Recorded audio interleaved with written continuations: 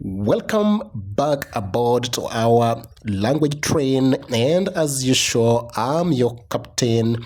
Speak it right like you know it. And here we are going to delve much into our continuation of effective composition writing. This is part 2 of our presentation, and in this particular case, remember in our part 1 we looked at some of the effective planning strategies of a good composition.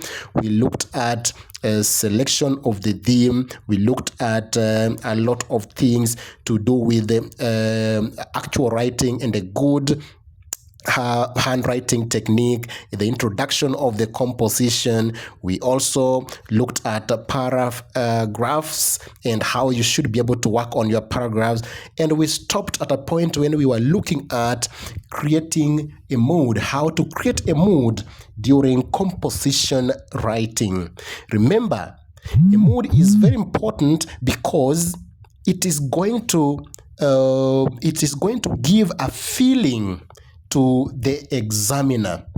Remember, the examiner would want to share in your excitement, in your humor, in your happiness, in your joy, in your grief, in your sorrows, in your frustration, in your rage, in your fury, in your annoyance, in your bitterness.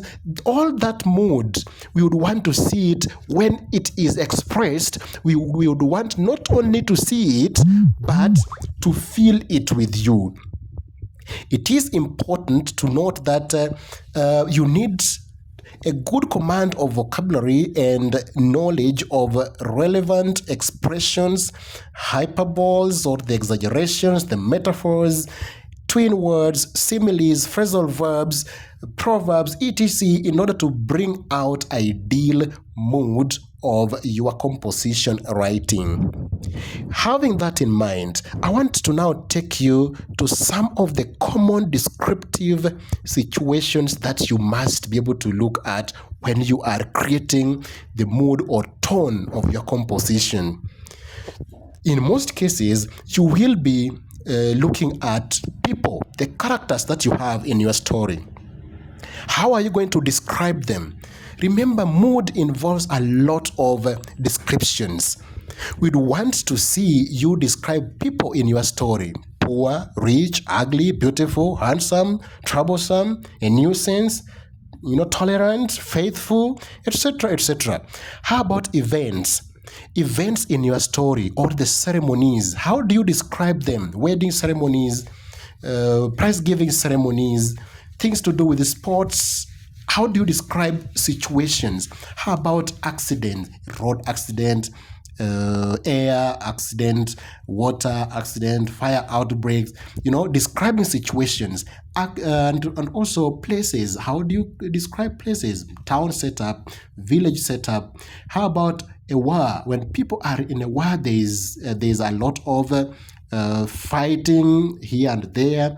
There's a lot of disunity and even peace restoration, the conflict resolution, things to do with fear and anger, expression of bitterness, expressions of real face of poverty, the abject poverty, as poor as church mouse, as many people can use that old expression, living from hand to mouth. How about a meal, describing a meal, sumptuous meal, delicious meal, finger-licking meal, mouth-watering meal? Name them. How about time? How do you describe time? Wee hours, nick of time, ungodly hour.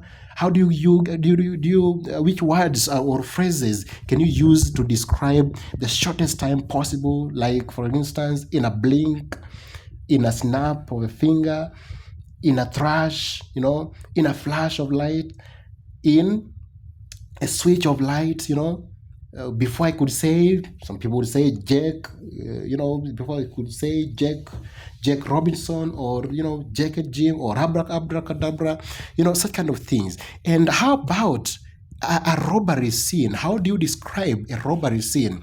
How about weather conditions, drought, rainfall? How about a person who is unwell? or what some people would say sick. How about describing such kind of a person in pain, a person in hunger? How about fire outbreak? The raging inferno, the violent fire, or fire consumed. Those kind of words that are going to bring the real phase of the mood in the composition. How about if you're talking about a funeral or something to do with the burial ceremony in the village, or maybe you're celebrating the life of a fallen paragon who was full of great valor and virtue in the society and all that. Things to do with adventure. We are going on a school trip or tour. Remember, I hope your teachers have taught you the difference between a trip and a tour. And of course, how do you describe them? Here you have got myriad of descriptions to make, starting from your school bus, the driver, the terrain, the climate, the weather, the food, the culture of the people. All those kind of descriptions, you have to do them well in order to bring the ideal mood in your story. I want to take you to something else called creating suspense in a story. Suspense is a feeling of great worry or excitement about what is likely to happen. Suspense keeps the reader hooked and raises interest to know what will happen next. Suspense should not be predictive, shouldn't reveal the obvious or the expected. It should be something that makes the learner engaged to want to know what is going to happen next. It should not be so obvious. Then that is not a suspense. Do not hold the suspense for way too long. This is also very important. Do not keep the examiner hanging on your suspense for far too long. It may turn out to be boring, right? Ensure that you break the suspense when it is still hot, when it is still ripe. That's when it has a lot of influence and impact. Suspense can be created through posing rhetorical questions as well. For instance, you can talk about, that was quite embarrassing, wasn't it? Of course, you just thrown some kind of a rhetoric question there.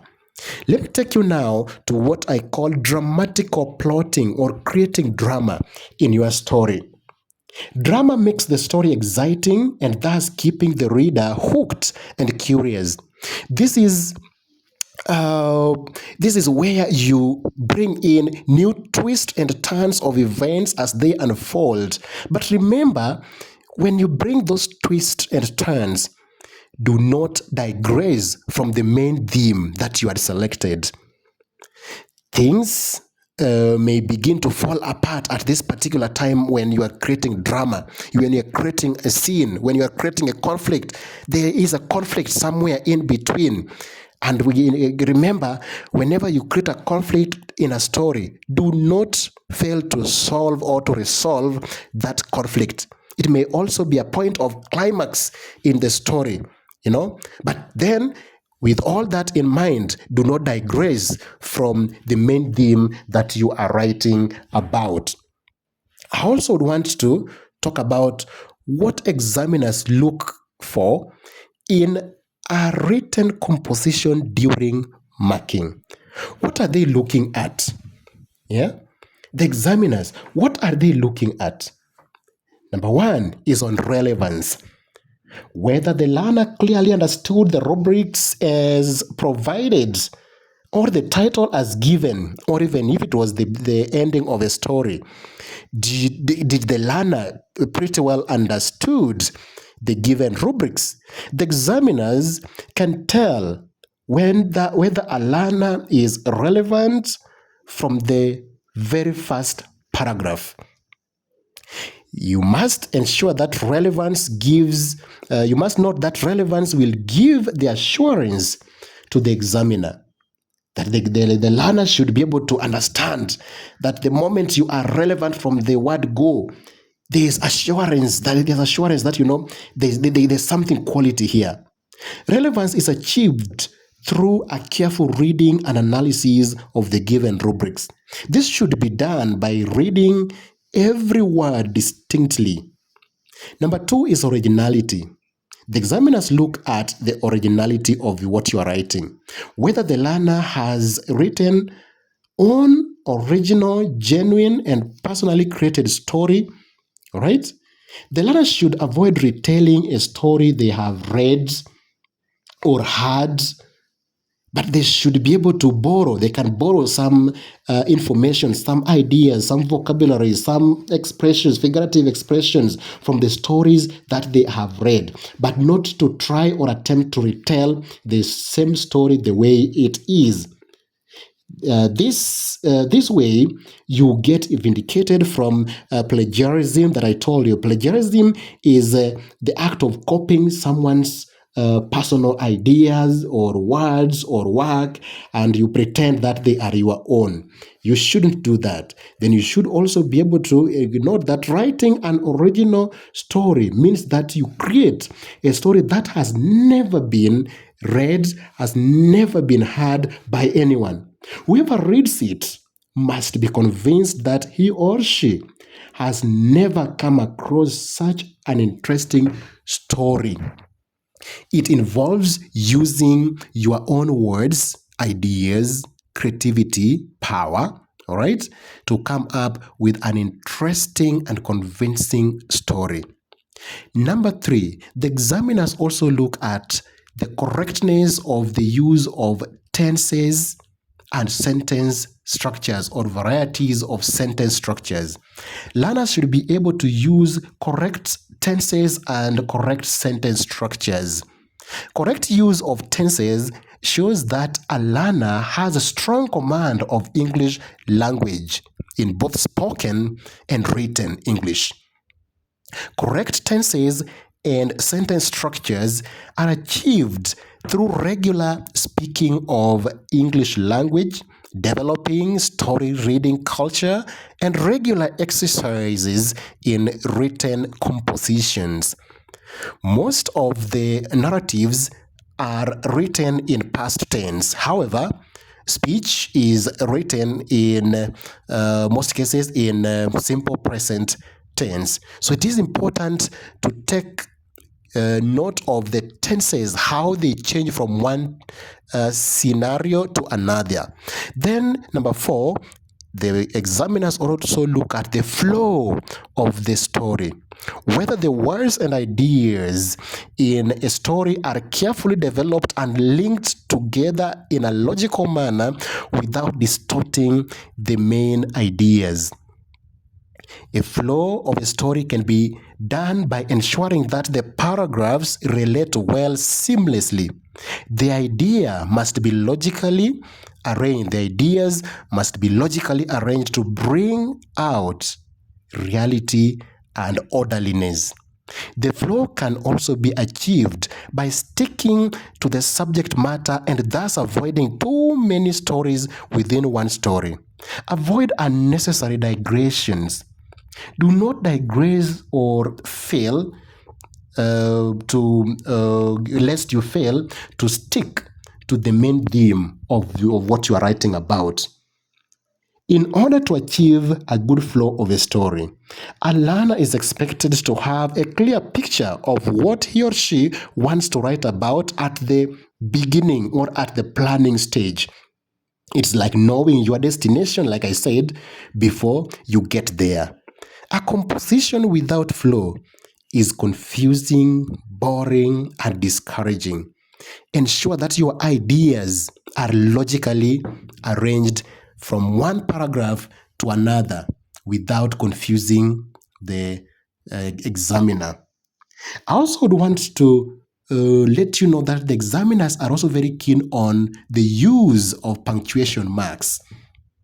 It is whether the learner has correctly used the punctuation marks. Of course, you know all these punctuation marks, the commas, the full stops, the speech marks, the apostrophes, the hyphens, the colons, the semicolons, the exclamation marks.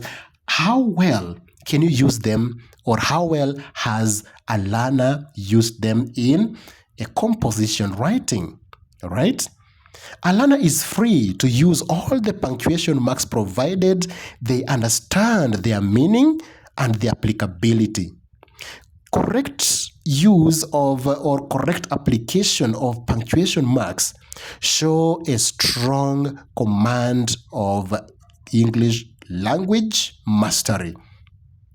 It is advisable for all learners to avoid overusing speech marks or direct speech. This is because sometimes it may be very monotonous, or a learner may not use accurately all the punctuation marks when they are giving such kind or using the speech marks or direct speech in their composition writing, and you may be penalized for that. Every punctuation mark should be used correctly and accurately. Punctuation marks can alter the meaning of the intended message if not used correctly, and that's why you must use them only if and when you know when to use them. It is important that if a learner is not sure about the correct use of a certain technical punctuation marks, like the speech marks, like the colon, the semicolon, the use of the brackets and all that. If you are not very sure of their correct use, just try to avoid them. Just use the simple speech marks that you know and you understand their use. Most punctuation marks are accompanied by a short or long pause. Thus, learners should not write a very long and tiring sentence without putting a punctuation mark. That is fundamentally very important. And remember, even the use of capital letters and the use of small letters are part of your punctuations. Having learned that, let me also mention something on spellings, because this is also tested. The examiners also look at the ability to spell your words correctly. In this case, whether the examiner would want to know whether the writer or the learner spells out the words and vocabularies correctly. The examiners may classify the spelling mistakes into two groups. The first one is careless spelling mistakes, and the second one is genuine spelling mistakes. What are the difference? Careless spelling mistakes, these are caused by omission of a letter or letters from a simple word. For instance, a learner wanted to write they, but then writes the. A learner wanted to write boy, but then writes bo, bo, right? So it involves omission. That is carelessness, yeah?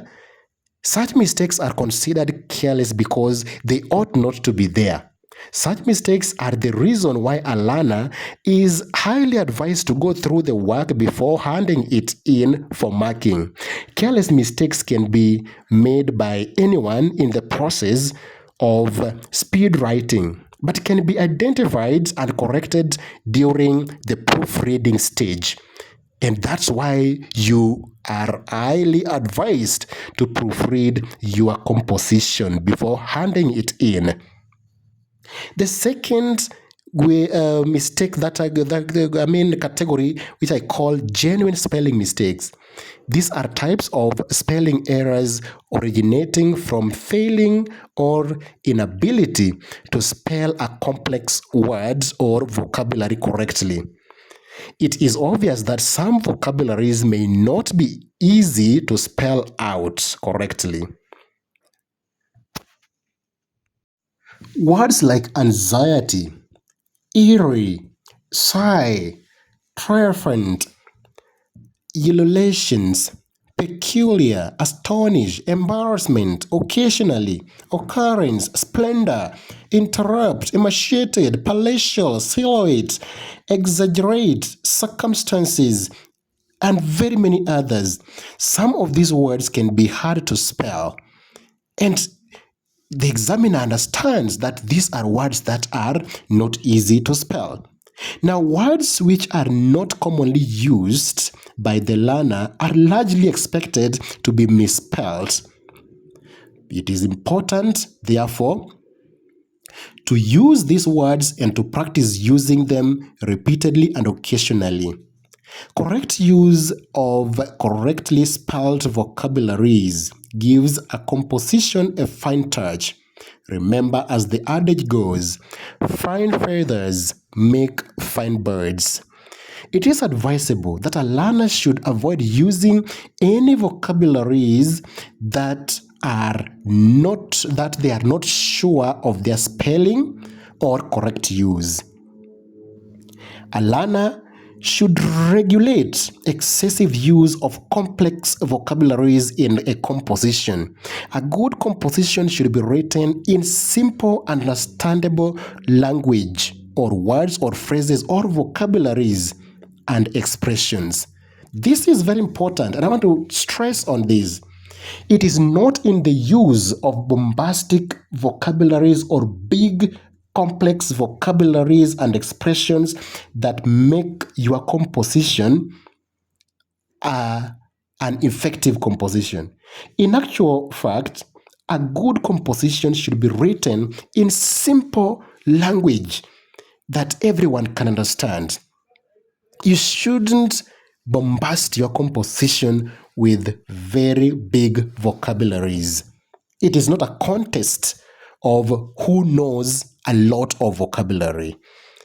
In this case, in order to minimize spelling mistakes during composition writing, teachers are normally advised to expose learners to a lot of dictations, written and also oral dictations.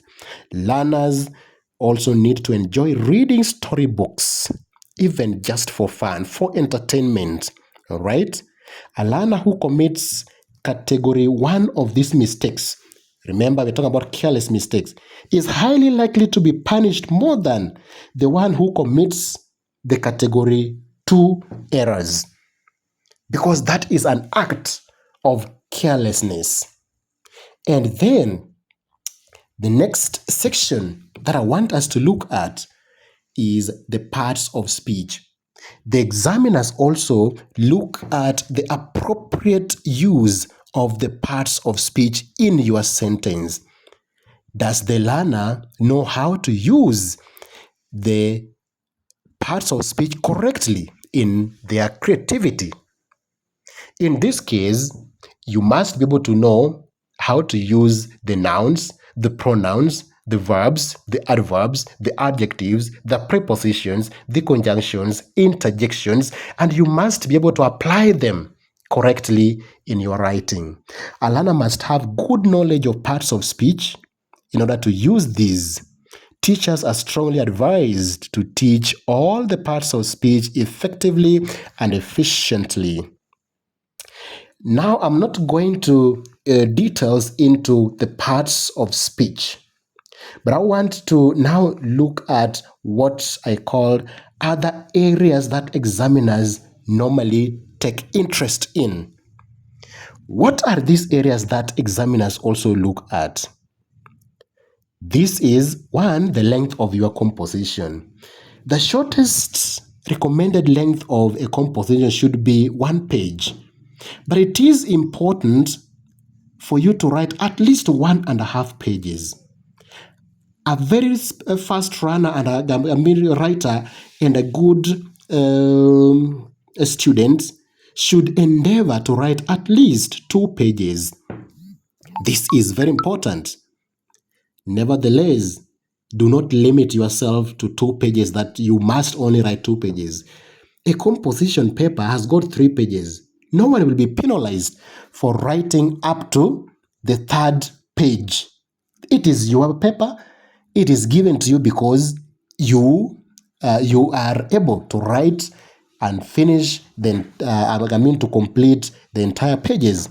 A short composition depicts a learner without content and short of creativity. A short composition fails to win examiner's attitude. A short composition is a show of poor management of time. A long or fairly long composition is an assurance of some content to the examiner. You should avoid the temptation to use long spacing between words or between letters in order to achieve the ideal length of your composition. You know, sometimes some children can be very mischievous. They write one word there and the space between word and word is close to another 2 or 3 centimeters. That is not very correct. Now, it is also important that you should write a composition that has good planning. When you are indicating something you should note about the length of the composition. You know, like some pupils write short composition because they run out of content or because they have become clueless, and that's why you needed much emphasis at the planning stage. A short composition denies a learner a lot of marks. A long composition marred with mistakes is boring and irritating to the examiner. A long composition, therefore, is not an assurance of high marks. In order to achieve the correct length of a composition, remember to plan and master the skill of time management. And in this particular case, how do you manage your time? I want to take you through the 3 or the 4 steps that I said. For you to write a good composition, you must start by planning. And of course, before planning, you identify the theme, then you plan. That can take you about 5 minutes. 3 to 5 minutes should take you through the process of identifying the theme and planning. Then the next one is about writing. Writing you should take about 25 to 30 minutes of your time. 25 to 30 minutes, you should be done with writing. Then the last section is proofreading, or what I call justification. You should take about 5 minutes there. That should give you a total of 40 minutes. So manage your time well before during the process of writing your composition. Now, always time yourself during writing. A composition should strictly be written within 40 minutes. And the last one that I want to talk about in this particular part is about neatness and handwriting. Neatness is portrayed by the handwriting of the learner. And by the way, I should mention that a good handwriting may not even give you a lot of marks, may not even end up giving you any marks, but it has an impact, it has an influence, it has an attitude in it. So try and win the attitude of the examiner. When they look at your paper, the first impression, they will get it from how clean, how neat, how presentable your work is. That is about your neatness. A learner should use a razor. If you make a mistake, just take a razor or a rubber and rub very neatly. All right? It is important that after writing the title, underline it neatly. Do not fold the examination paper. Those are part of nitty-gritties about neatness.